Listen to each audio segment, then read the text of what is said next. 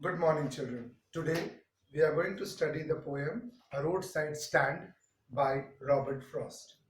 Before starting the poem, I just want to ask you all something. While traveling, maybe on an NH, have you ever seen a roadside stand where a shabby looking shopkeeper, villager, wants to sell his products and you have stopped your car, did not buy anything, rather asked some questions and then passed on. Have you ever thought what goes through the mind of that villager, that farmer who has opened a shop at that edge of the road to earn some money? Robert Frost wants to bring out what goes on inside that villager or farmers who, in want of city money, has opened a shop at the roadside. So let's go into the poem. The little old house was out with a little new shed in front of the edge of the road where the traffic sped. A roadside stand that too pathetically pled it would not be fair to say for a dole of bread, but for some of the money, the cash, whose flow supports the flower of cities from sinking and withering faint.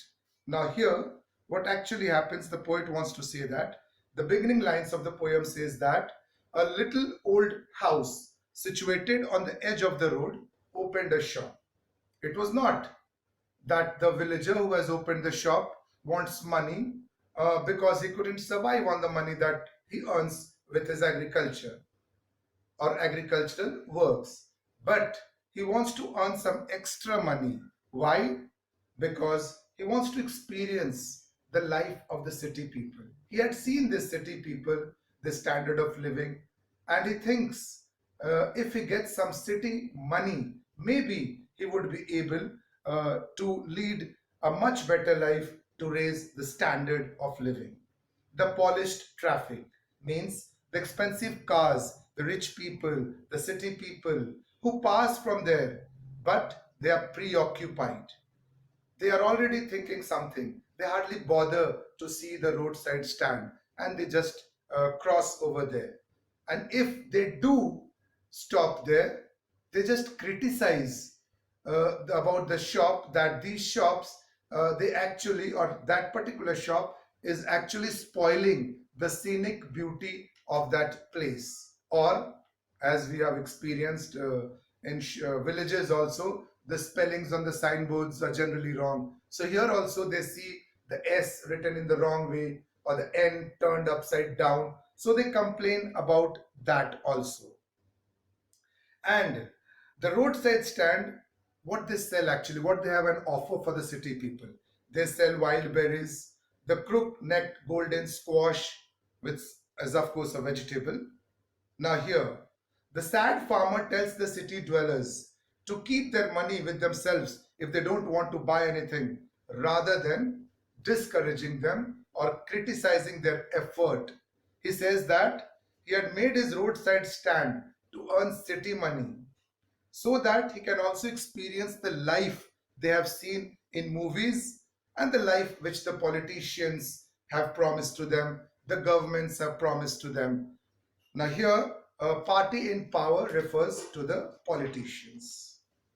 Next, the poet says that he had seen in the news, or it's in the news, that these poor village people, they would be taken from here and they would be relocated in the city near a theater or a store, a big multi-purpose provision store maybe, where the city people gather in large number.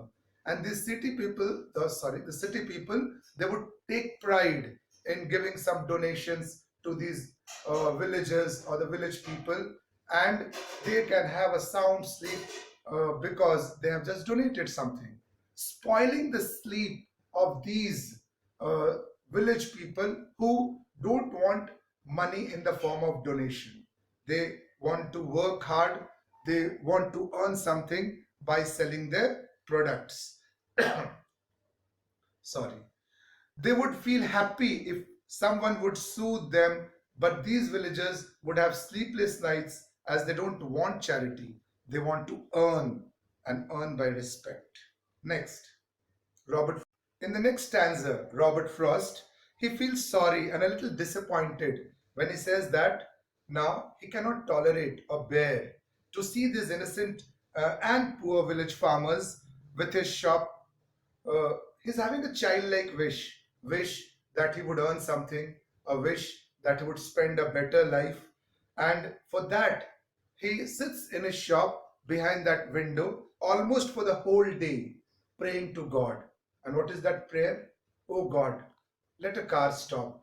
He just wants to hear the sound of the brakes, the squeals of the brakes, so that the car would stop, people would come out, they would buy something, and that shopkeeper, that farmer, he would feel happy and elated.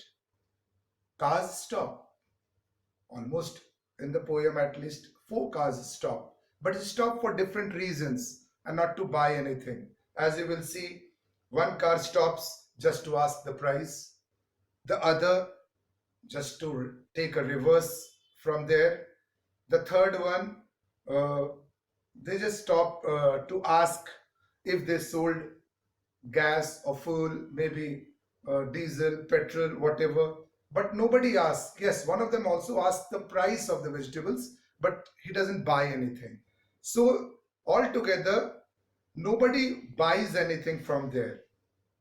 And in the end, the poet says that country money, or the money that the rural people earn because of their agricultural activities, is not enough to raise their standard of living. This we have seen and experienced also. The people who live in villages, no matter how much they earn, but the standard of living, the quality of life that they live in the village is not up to that standard which the city people live. So it is thought that maybe the city money would help those village people to raise the standard of living. He hopes that someone would help these people and take them out of the present situation. By this someone, they means they mean the politicians, they mean the government, the NGOs, the people who actually influence their life by promising them and not doing anything to raise their standard. And then he thinks, what a relief it would be to him to see such a thing. It would reduce his pain. So basically, Frost is disappointed with the gap between the rural life and the city life. He thinks that the rich are getting richer and the poor poorer.